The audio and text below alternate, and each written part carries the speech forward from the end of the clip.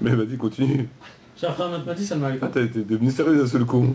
Ah, t'es devenu sérieux, Ouais, bah, impressionnant, ça. il faut. C'est une vidéo sérieuse, sur un sujet sérieux. On va essayer d'être sérieux. Toi aussi, t'es devenu sérieux. Bah ouais.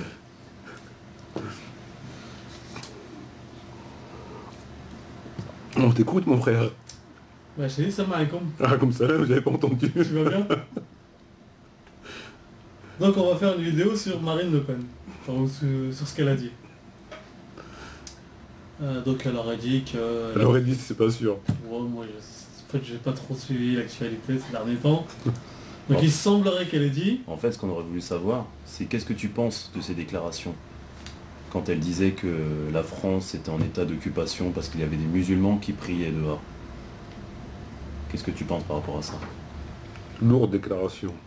Ah, Donc, avant tout, on va procéder à la formulation de Politesse. politesse. Donc, أعوذ بالله من الشيطان الرجيم بسم الله الرحمن الرحيم والصلاة والسلام على سيدنا محمد وعلى آله وأصحابه أجمعين والسلام عليكم ورحمة الله وبركاته. Frères et sœurs, assalamu alaikum wa rahmatullahi wa barakatuh, et le bonsoir aux éventuels non-musulmans qui écouteraient cette vidéo. Donc, Je repars sur la question en fait. En fait, moi je voulais savoir, qu'est-ce que tu penses des c'est déclarations la même de... question que tu avais posée il y a 20 secondes. C'est la même, mais on revient un peu dessus.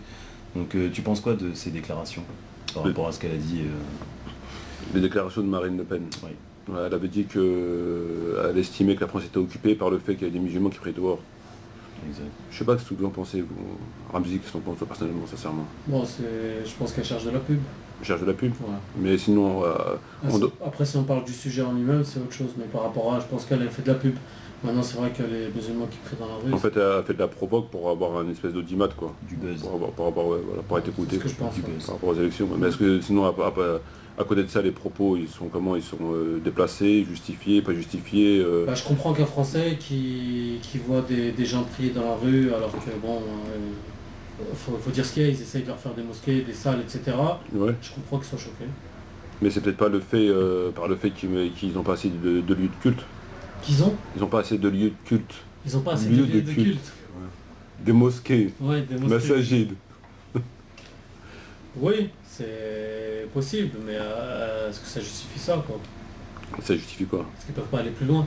Plus loin où, dans le jardin? Là où il y a de la place. Dans le jardin? Non, dans les lieux de culte où il y a de la place.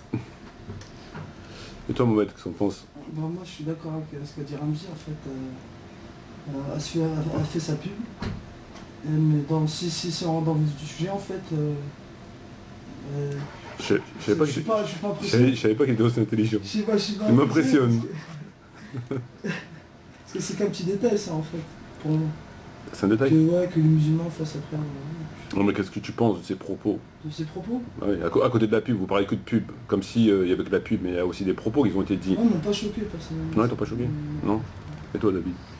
Bon, moi je trouve pas que c'est déplacé. Maintenant, qu'elle le dise comme ça à la télé, c'est vrai que ça choque beaucoup de monde. Mais non, mais dans le fond, Admettons, elle aurait pas dit à la télé, elle aurait dit juste à la radio. on s'en fout d'où elle... Bah, je sais pas, Ce tu dis, que je veux dire si elle le par dit là- à la télé. Ce que je veux dire par là, c'est que ça choque beaucoup de monde ce qu'elle a dit. D'accord, ça choque. Mais elle a dit tout haut ce que beaucoup de monde pensait tout bas. Ouais.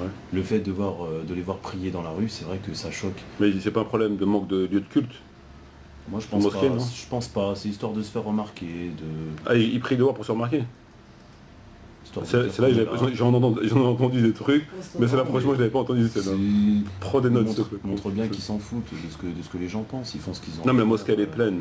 La mosquée est pleine, mais il y en a beaucoup d'autres après. Pourquoi expressément celle-là? Pourquoi ils viennent Non, tous il y a plusieurs mosquées qui sont pleines à Paris, en banlieue parisienne. Oui. Il y a plusieurs mosquées qui débordent, entre guillemets, qui débordent. Il n'y en a pas qu'une, hein. Elle parlait de laquelle? Bah, elle a pas cité de mosquées, elle a cité les mosquées les plus connues, rue Mira, dans le 18e arrondissement, Ouais.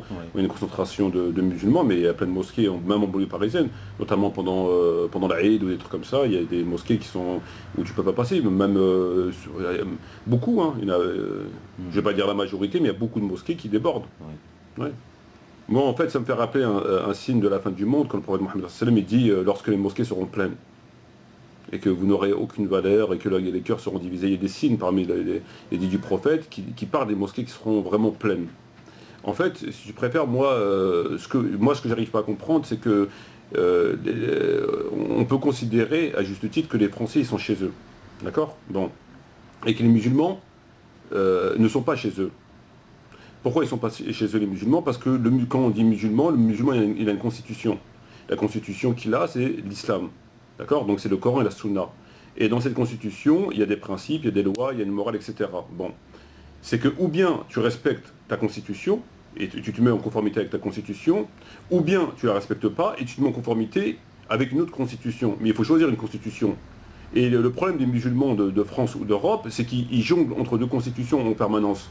C'est que ou bien tu pars du principe que tu es musulman et qu'avant tout, il y a le Coran et la Sunna qui priment sur toutes les autres lois. Dans ces cas-là, tu pars pour faire complètement abstraction des lois françaises, parce que tu es musulman et Dieu te dit telle chose et les prophètes te disent telle chose, et donc tu fais complètement abstraction des lois françaises, peu importe. D'accord? Donc tu as choisi une voie. C'est comme le cas des Moudjahidines, etc., qui ont choisi cette voie. Ou alors tu pars du principe que tu es musulman, qu'avant tout c'est le Coran et la Sunna qui priment, mais que tu sais que tu viens en France et que tu dois quelque part adapter ta pratique. C'est-à-dire faire en sorte qu'elle soit le moins possible dénaturée. D'accord? Mais tu sais qu'en réalité, comme c'est le Coran et la Sunna qui priment, c'est les lois du Coran et de la Sunna qui priment. Mais tu adaptes ta pratique parce que tu sais, tu es dans une réalité, et cette réalité elle t'oblige justement de ne pas déranger les gens, etc. Donc tu t'adaptes à cette réalité, mais en sachant que tu fais tous les efforts nécessaires pour sortir de cette contradiction, etc. Ou alors, il y a une troisième possibilité, tu pars du principe que, et c'est l'avis de la majorité, c'est la position de Tariq Ramadan, de la plupart des gens qui entendent à la télévision, des recteurs, des imams en France, ils partent du principe qu'ils doivent s'intégrer. Donc à partir du moment où ils partent du principe qu'ils doivent s'intégrer, que rien de leur religion ne leur interdit de s'intégrer, dans ces cas-là, ils doivent se soumettre à la situation nationale, ils doivent se soumettre aux lois françaises.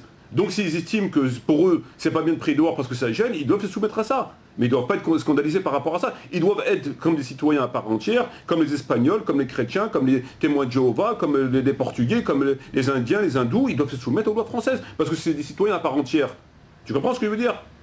Donc, mais il faut qu'il y ait un moment donné où il faut choisir sa position. Mais le fait de jongler constamment entre deux constitutions, tantôt c'est le Coran qui prime, tantôt c'est la loi française, tantôt c'est la loi française, tantôt c'est le Coran, ça n'a pas de sens. Ça n'a pas de sens. J'ai bien compris, en fait, tu as dit qu'il y avait trois positions. La première, j'ai très bien compris, la dernière aussi, mais la deuxième où tu dis que bon, bah, tu sais ce que tu as à faire, mais tu essayes de gêner le moins. C'est pas justement celle-là qui ne pas savoir où ça en est? Non, c'est pas celle-là qui joue. Non, pas du tout, parce qu'il existe trois positions des musulmans en France, trois catégories de musulmans en France. Tu as la première catégorie de celles et ceux qui estiment qu'il n'y a aucun compromis à avoir. C'est-à-dire qu'on marche avec le niqab, avant tout c'est la loi d'Allah, c'est le Coran. Même si c'est une politique droit dans le mur, mais ils pensent ça. Dans ces cas-là, ces gens-là ne peuvent pas rester en France. Parce que tout est en contradiction avec ça. Donc, forcément, ils vont se heurter à beaucoup de problèmes, au travail, à beaucoup de choses. Et ils vont être tout le temps stigmatisés, etc. Donc, ces gens-là, s'ils adoptent cette position-là, ils n'ont pas à rester en France dans la mesure où ils touchent des allocations familiales et que tout est contraire par rapport à leur religion et que eux, dans leur état d'esprit, ils n'ont pas de compromis à faire. D'accord? Il n'y a aucun compromis à faire. Il y a cette première catégorie. Il y a la deuxième catégorie qui est la mienne, où on sait que ce qu'on fait, c'est en contradiction par rapport au fait de se soumettre à un gouvernement qui n'est pas musulman, par le fait que tout est en contradiction par rapport à notre religion, qu'on ne peut pas donner la zakat parce qu'il n'y a pas de gouvernement islamique, qu'on ne peut pas aider nos frères parce qu'on est impuissant et que